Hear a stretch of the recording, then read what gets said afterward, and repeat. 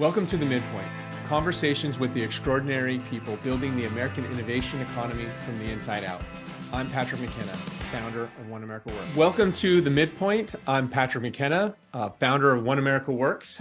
Today, I'm joined by Will Kaigler, multi-time founder, CEO extraordinaire, doing his business, starting his companies primarily in Pittsburgh, but also in the Cleveland area. I'm so excited to meet you and have this conversation today. Welcome to the podcast.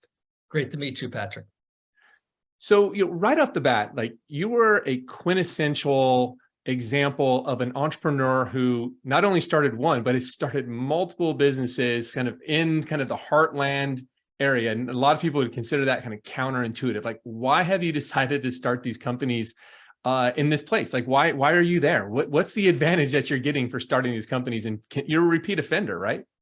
I am. Well, it's interesting that you say it's counterintuitive. To me, this is my home, right? And so that's why I started my companies here, because this is where I'm from and this is where I work and this is where my network is.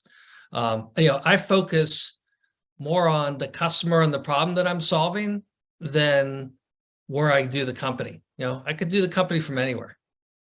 And so you found that, is it that your family's there, or you went to school there, your customers are there? What is it that makes it so unique that there's a big advantage for doing it in the places you've chosen?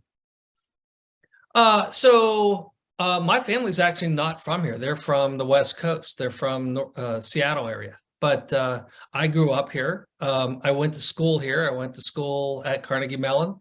And I have a great network here. I kind of grew up in the home healthcare industry, which is where most of my startups are focused, by kind of climbing the ladder at a company called Respironics here in Pittsburgh and learning that market.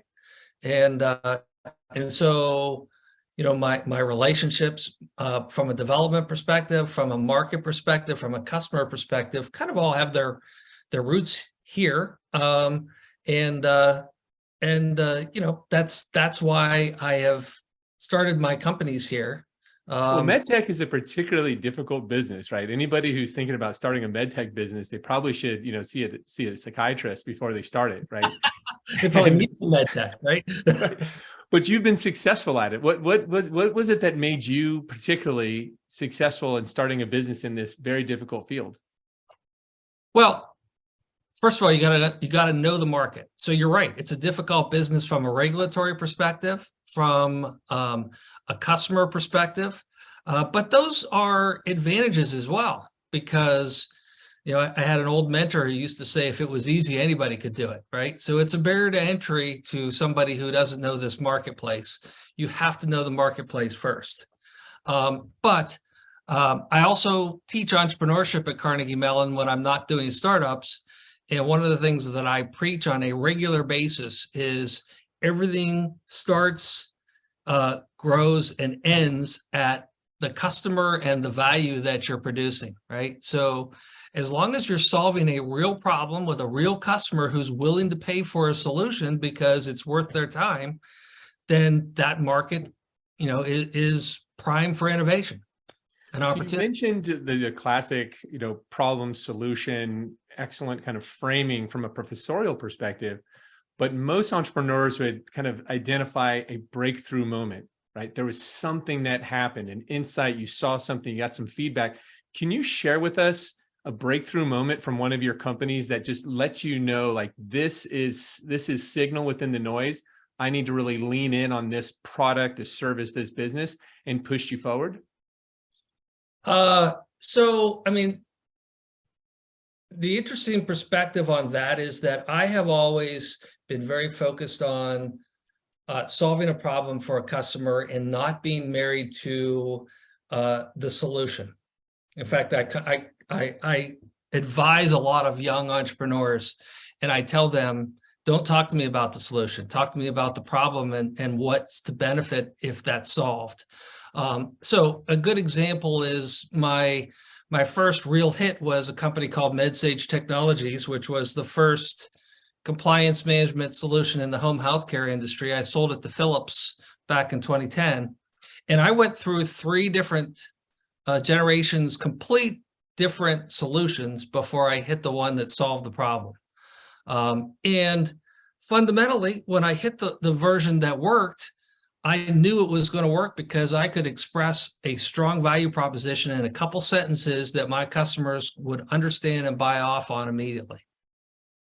Now, given that makes a ton of sense. I mean, what's the advice that you give, a founder who's earlier in the stage? So maybe they're one of your students, or they're in Pittsburgh, and they are considering, so they have domain expertise, right? So assuming they have domain expertise and they come to you and say, I have this great idea. I want to get started. I'm going to quit my job. I'm going to put my family at risk. I'm going to do all these things that makes even starting a company kind of insane at its face, right?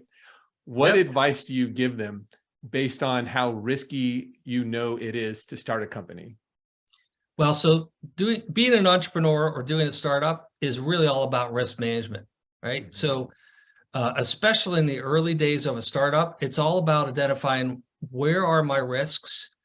If I were to fail, what would cause that failure? And ticking those off as early, as quickly, and as cheaply as you possibly can, right? So what does that mean? That means being, genuinely honest with yourself about how could this fail, where are the risks, and then running tests that are quick and very cheap to conduct. That does also, by the way, mean that it's not about raising millions of dollars in the early stages. It's about executing fast, nimble tests and being lean. So was there ever a moment across any of your companies where you thought, I'm going to quit? This is it. I'm going to quit. I'm just like, this is too much. This is not for me. This isn't the right idea. And you were thinking about quitting, but you didn't. So when I did sovaSage, I had 3 kids. I was, had a great corporate job, which I essentially left to start that company. And there were many, many times where I would literally wake up in the middle of the night, sit up and go, what the hell am I doing? Right. I had a comfortable job that people would kill to have, and I'm putting all of that at risk. And what kept me going was I had family and friends who had invested in that business, and I just simply was not going to let them down. Got it. Yeah. So that motivation really pushed you through. Yes.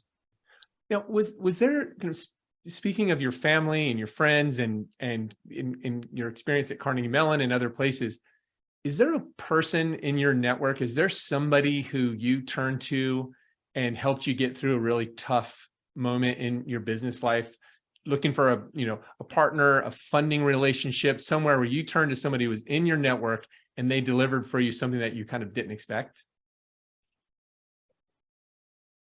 I'm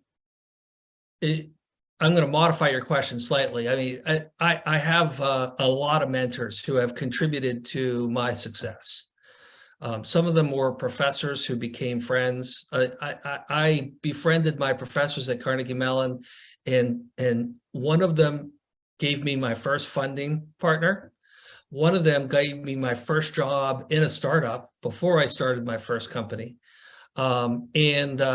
And then there was the founder of Respironics, Jerry McGinnis, who to this day is, my mentor, my close friend, and my advisor, and an investor in my company today. You mentioned that you have a lot of mentors. Can you talk about how important it is to have a trusted network of people around you? It's invaluable. Not only is it invaluable in terms of they help coach you through those tough periods, but they become an extension. Their network becomes an extension of your network, and that's a power multiplier that can't be replaced. And so, I am always leveraging those relationships, and I'm also, by the way, happy to be in that role myself, which is why I got involved with Carnegie Mellon and helping other startups as well, because that's my way of paying it back.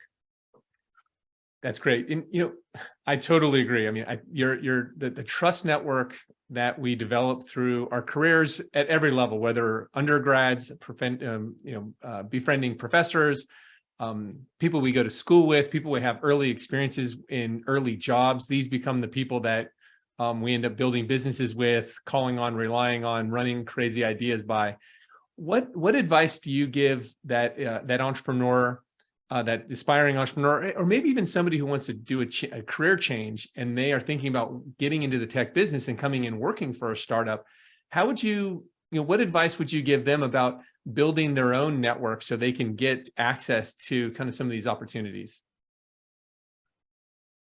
There's no shortcut to that. You have to get involved in the community, both your local community, but also your industry and your network, and develop legitimate, meaningful, real relationships with those people.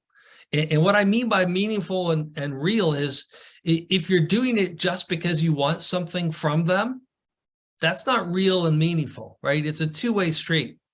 So you're working with them, you're helping them, they're helping you, right? And that takes time. It means being genuine, and it means giving back to that community. Yeah, I think it's, I love the way you're framing like where you are now and where you started, is that you're open to kind of bringing others into your own trust network to help them, give them advice or make introductions for them. It's so valuable, that pay it back attitude, which I think is what's so important for kind of tech ecosystems. Pittsburgh being a place that has been really growing up and getting a lot more success, is kind of people kind of working together. Do you agree with that? Absolutely. I mean, that network is, you asked me why I started these companies in Pittsburgh. It's because of that network. I could have gone to Silicon Valley. In fact, I looked very closely at going to Silicon Valley, but my network is much less developed in Silicon Valley. And that's the more important thing. So a key insight for you and for others who are thinking about starting a business outside of Silicon Valley is that the value of their local network, whether it's Pittsburgh or Cleveland or Nashville or down here in Austin, is the value of that network is a better indicator of your success than going to a place where you don't have a network and starting just because it's a place where people say you should go. Yes and no. I guess the one modification I'll make to that statement is you and I are not in the same room right now, right? So physical location is less meaningful today than it used to be, right? I run my company almost entirely virtual. We do a hybrid system where we get together once a week. We learned to do that during COVID. And we're a telemedicine company, so in some ways it's eating what you make, right? If you're going to take care of a person virtually, you ought to be able to run a company virtually, and that's true with networks, right? I have relationships with people in my industry all over the country and all over the world, and that's a network, and that's true from the investor perspective and from the Carnegie Mellon community perspective. It's something that sounds like you're really serious. You take it seriously, you invest in it, you give to it, you ask from it, you cultivate it, you take it very seriously because it's such an important asset. And I think that's important for even, young people coming up into their careers. If you're in banking now, you're in consulting now, you're not in the startup business yet, those networks are going to be incredibly valuable over time. So we're really investing in yourself when you're investing in the people and relationships around you. That sounds like we would probably agree on that. Yep, and you can think of your name and your LinkedIn profile as your brand, right? You need to protect it and make sure that you're building that brand over time. It pays off big as your career progresses. Speaking of careers progressing, now you and I share something that we haven't talked about yet. Is I've also started 4 companies as a co-founder. You are on your 4th company. Can you tell us about the current company and particularly like what inspired you to go after it yet again? I mean, I always think I have to have just enough time between companies so I can forget about how hard it was to start it. And once my amnesia sets in, then I'm ready to start the next thing, right? So can you talk about the current one? And also congratulations on the recent funding. It's a great round and it sounds like it's really worked out well.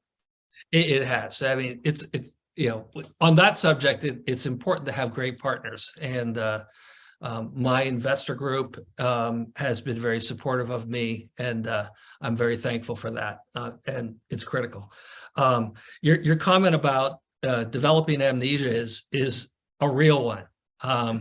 So I left my last company and wasn't convinced I would ever do it again.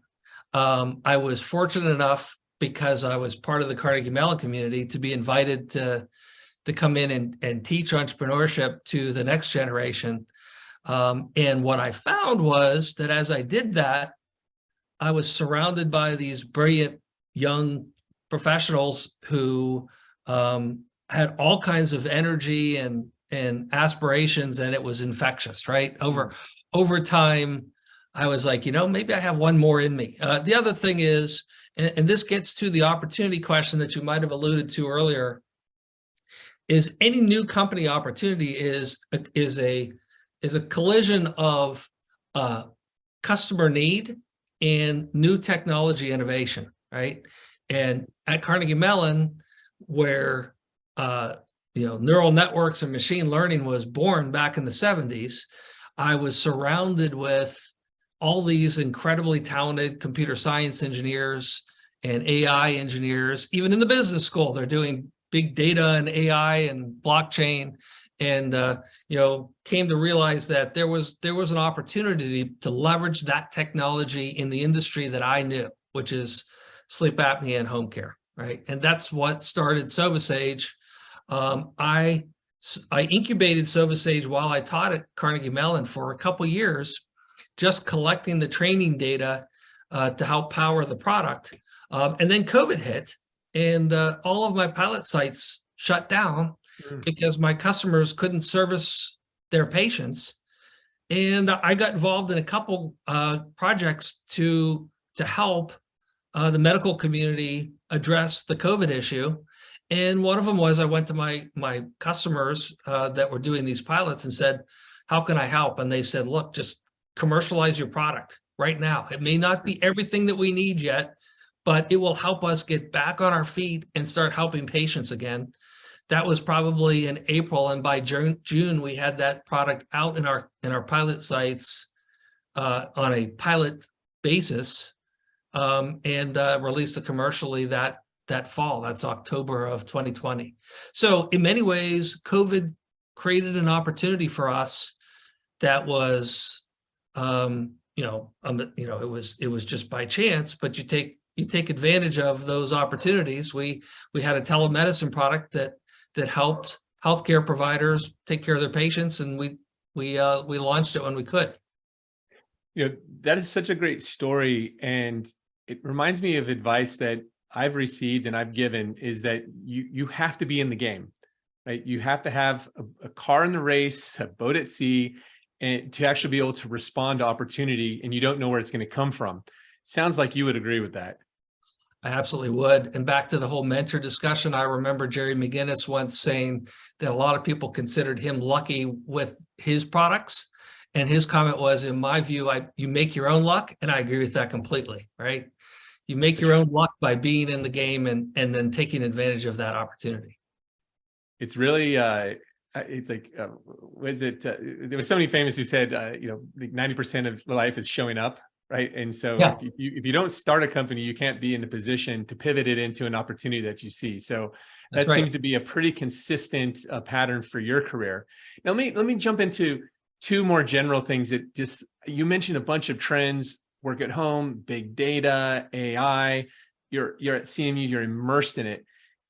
Just kind of projecting forward, maybe informed by your business experience, but maybe broaden it out to say, like, what is something that's in like the 3 to 5 year horizon, a technology innovation that you are the most excited about?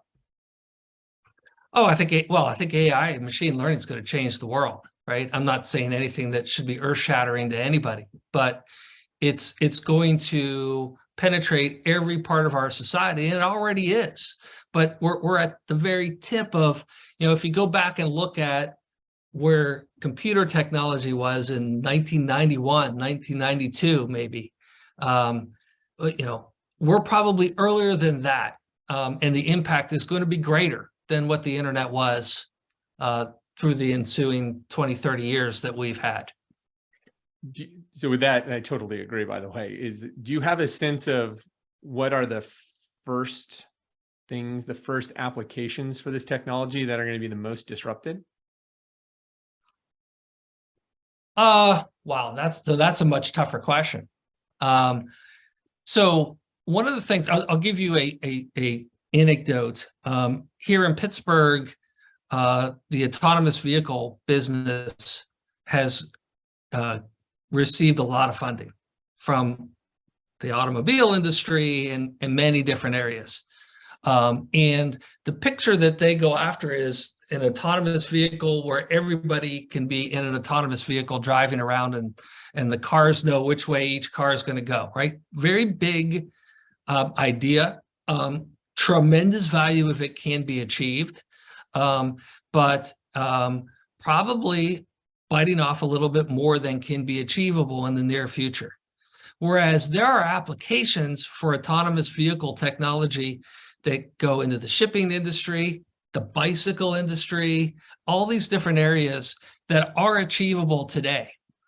And so, when you're looking at a problem space, solve something you can solve today that creates value, and then take the next step, right? I think sometimes we try to take too big a step, and that can create failures. Well, it sounds like we are both incredibly enthusiastic and positive about the future. And I think we probably would share that that Pittsburgh is also a place that has a really a lot of upside to the potential development of innovation and entrepreneurship. And I did want to just end. Is there anything else that you wanted to share with budding entrepreneurs, other people who are thinking about starting businesses in places like Pittsburgh, Cleveland, other places that you've worked in, that you want to share with them that we haven't covered? Well, I don't think it matters so much about where you are as it is of who are you helping and how valuable is that, right? That's what you should focus on. And you could do that from anywhere. Well, I want to thank you for your time today. Appreciate you sharing your story and insights. And it was a lot of fun. And we'll look forward to watching the progress of your latest company. Thanks, Will. Thank you.